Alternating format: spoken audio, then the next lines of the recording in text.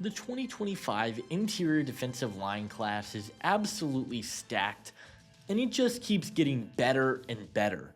It seems like every week there's a new prospect gaining traction and being discussed as a potential sleeper. One player who many thought would be returning to school, especially considering he is an underclassman, was Maryland defensive tackle Jordan Phillips. Phillips was a player I tweeted about back in November as a really exciting young prospect, and his tape is really good.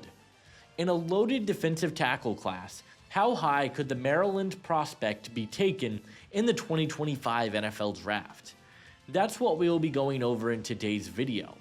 But hey guys, if you guys are new to the channel, consider hitting that like and subscribe button.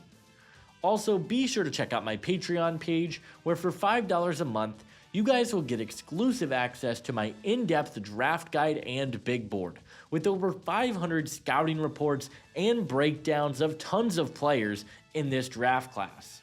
It is constantly being updated, and you can follow it in real time, and I highly recommend checking it out if you enjoy my draft content. Leave a comment and let me know which prospects you guys would like to see in a future video, and without further ado, let's take a closer look at Jordan Phillips. The first thing that really pops off with Jordan Phillips is just how explosive he is off the line of scrimmage. He weighed in at 317 pounds at the Shrine Bowl, but he doesn't move like it. His first step off the line of scrimmage is ridiculously good, and he can just explode into the backfield. He has excellent burst and quickness from a player who will likely play a lot of nose tackle in his career, but his athletic traits are really impressive. But more importantly, I think Phillips does a really good job of converting speed to power, and I thought he showcased a nasty bull rush and the ability to just run guys over. Power translates, and Phillips has it. Phillips is a player who was a high school wrestler. We talk about it often with offensive linemen and just how important a wrestling background can be, because it's important for winning the leverage battles, and Phillips does that incredibly well. He plays very low to the ground with a low center of gravity, which he uses to help him get underneath the blocks and winning the battles with leverage. He has excellent balance, body control, and it is very apparent how much his wrestling background has helped him as a prospect, and he's really good at just maneuvering his way through offensive linemen and winning with balance. As a run defender, I loved what Phillips showed. He does a super nice job of getting off blocks and making some splash plays in the backfield, stopping running backs. He has great gap discipline and can hold at the point of attack, which I really liked to see from him. As mentioned earlier, I think his skill set probably profiles best as a nose tackle at the next level, and his ability to stop the run at a high level is a big part of that. If you guys have watched this series, you guys would recognize I didn't start it the same way I normally do, as I usually start with the stats. But when it comes to Phillips, there's not a whole lot to write home about. He started his career at Tennessee, but on paper, he really hasn't shown much. He has 26 total pressures, 0 sacks, and 44 total tackles in his entire collegiate career.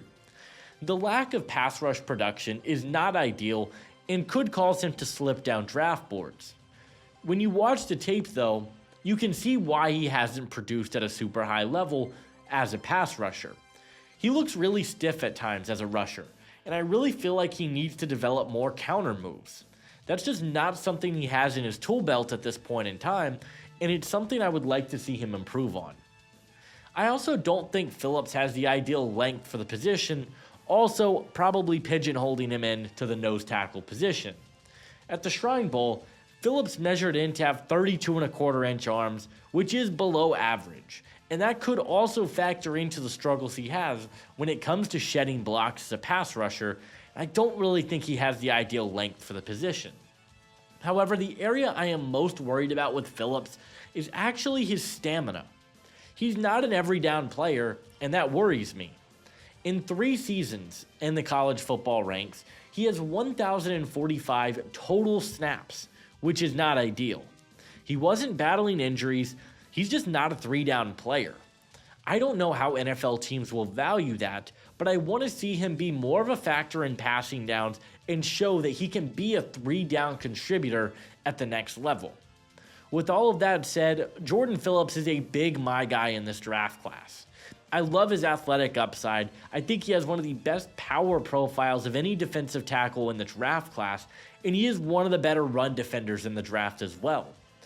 I don't know that he'll ever develop into being a great pass rusher due to the lack of length, but what he brings to the table as an athlete and as a run defender makes him a pretty high floor prospect to me.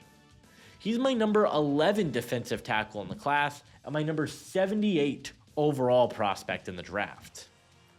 In terms of a scheme fit, I think it should go without saying at this point, Phillips would work best as a true nose tackle.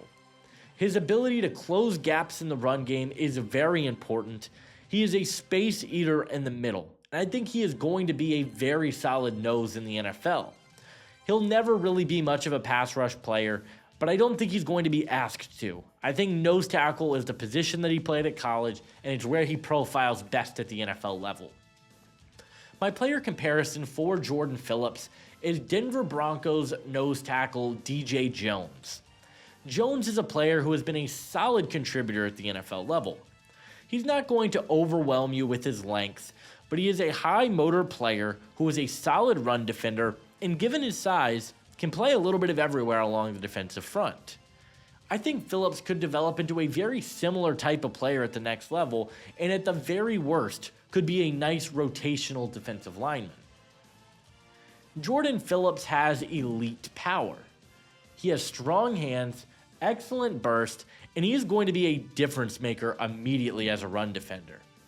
There will be questions about what he can develop into as a pass rusher and the lack of production, but ultimately, I believe that Jordan Phillips will be a top 100 pick in the 2025 NFL Draft.